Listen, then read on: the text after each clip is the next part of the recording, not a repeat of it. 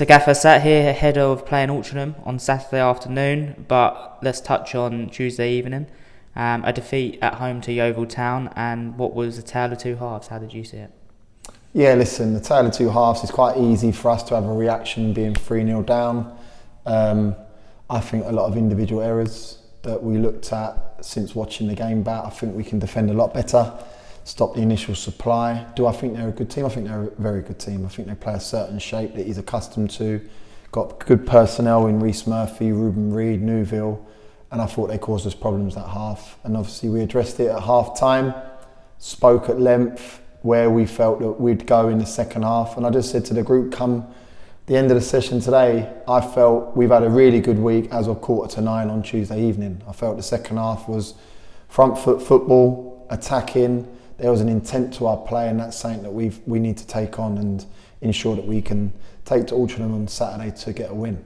So looking at that first half and going 3-0 down, it's not something we've seen at Meadow Park for some time, if not ever under your management. It was a calamity of errors, just a number of time and time again down that right-hand side. Is that something you tried to address this week? We've done it. We do defensive shape. We had a good session yesterday with a group on the board, and then done a bit of walk-through shape with regards to Altrincham, addressed obviously some of the things we can do better. I felt defensively 1v1, we lacked some pride to go and tackle someone. So for me, that was addressed, that was spoken to the group. I think the last time we got felt in a game was Sutton in the year we went to Wembley on Boxing Day. So yeah, you touched on it. It's not something that comes second nature. We hardly get them sort of goals shipped against us. So listen, we need to ensure that we are focused and ready and listen to what's asked of them and put in a performance that warrants putting that first half to bed as soon as possible. So you look at the second half though, and lots of positives come from that. The reaction of the players, some of the football play, but the intensity and willingness to get on the ball and really try and take the game to Yeovil. That's the play, I've got to be honest. Like I said, you have nothing to lose and everything to gain, and the fact we score in the 46th minute aids that because it gives you a little bit of an upward curve. But yeah, I want that free-flowing attacking football from the offset. I don't know why there's a trigger that they can't have to get on the back foot to come out swinging, and that annoys me. So we've spoken about it. With regards to what's gone on yesterday and the curtailment and null and void of the league being the north and south, I spoke to the lads, there's nothing to fear, there's everything to gain. We've got an opportunity to get into the playoffs, we're still in and around it. We need to get a run together like a December month, and we have it in us to do that. And we go to Altrincham tomorrow fully focused to put to bed Sutton and Yeovil as quick as possible and ensure we're coming back down south with 3 points. So you mentioned it there, and last night the resolution was announced where we saw the North and South season null and void and the National League season continue. What are your thoughts on that outcome? Sad for a lot of teams involved because they had ambitions to obviously get promoted. But I listened to the chairman's interview yesterday. I thought it was superb. I've had many messages today to say how honest and they liked the interview. And it's sad on one side, but also it's the life supply of clubs and continuing at this level. So it's a hard one to take, but the resolution's been said and that's the outcome, unfortunate. But I don't know if that's the end for the National League. I don't know what that looks like. Obviously, with regards to what Dover have done, is there going to be any other team that follows suit? You say that, and the chairman alluded to it in his interview last night with Ian Abrahams, and there were 7 teams in total who voted to null and void the season. One in Dover has already come out and said that they won't continue until funding is made available, and they'll take the penalties or repercussions from that. Is that something as a manager that you're concerned about and the players may be concerned about, knowing that there's a cohort of clubs that don't have a desire to finish the season?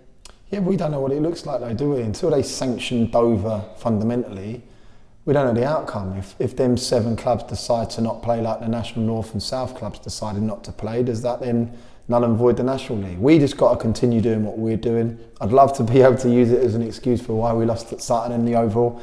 Totally not. We have always planned that we're continuing the season. We're finishing the National League. We're keeping the integrity of that.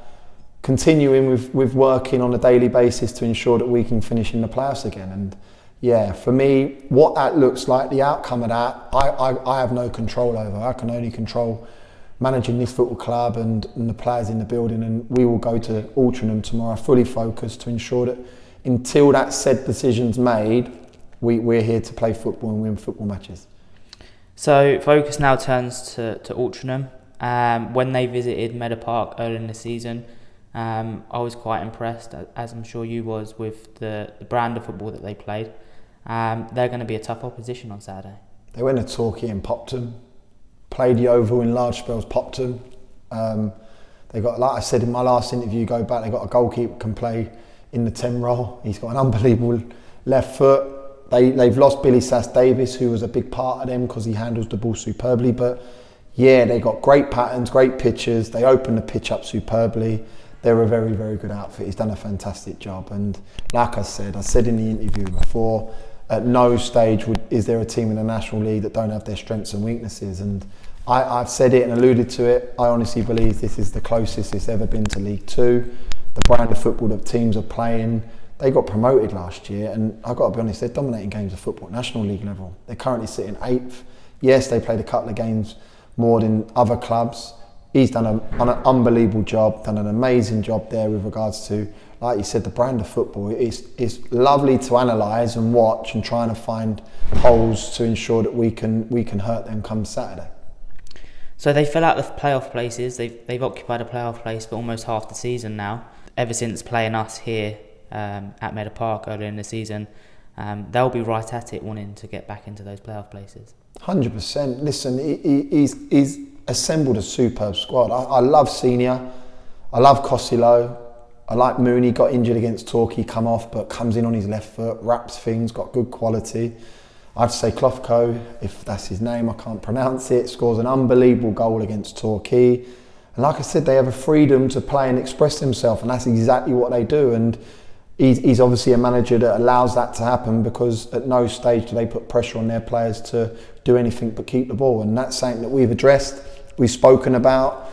We feel there's chinks in that, and if we can really emphasise our game plan on it, and that's something that we've spoken about, that we need to ensure that teams conform to us as opposed to us conforming to them. And we've addressed certain issues from watching the game back here when we played against them, very tight affair. Obviously the goal that we conceded late on was calamity, but they're a proper outfit, good team, good management, and yeah, they're quite rightly in the playoffs for half a season, as you suggested, and we need to go there and perform like we have done for the majority of our away trips, because I still believe we are 4th, 5th in the away form, and that's something that we need to hold on to, because like I said previously, our current home form needs improving. So we travel to Altrincham, and both teams will have come off the back of 2 defeats in a row. Both teams are out of the playoffs when in the last 2 to 3 weeks both teams have been in the playoffs.